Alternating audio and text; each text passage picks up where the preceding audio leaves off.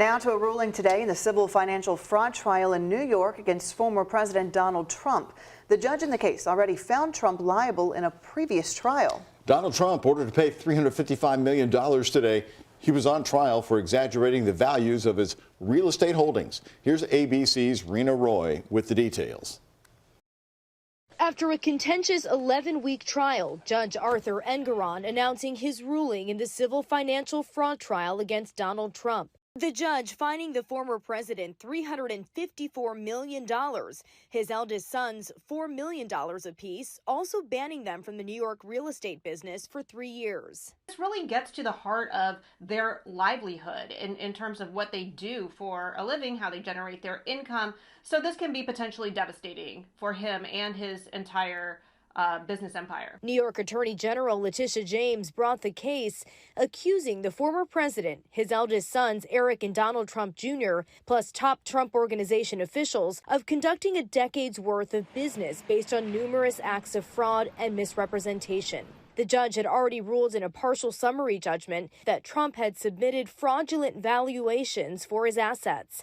James had asked the court for a $370 million fine. The New York AG also requested that Trump and his two former deputies at the company, Alan Weisselberg and Jeffrey McConney, be barred for life from the New York real estate industry.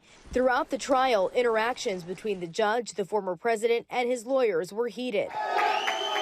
Trump's social media messages and comments outside the court even led to a partial gag order and fines. It's a disgrace, and they should pay me damages. The former president has always denied any wrongdoing, his lawyers saying the accusations are part of a political agenda.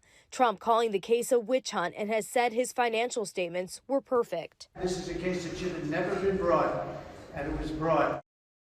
Trump has already appealed Judge Engoron's earlier ruling that he committed fraud, and it's likely he'll appeal this latest ruling by the judge. Rena Roy, ABC News, New York.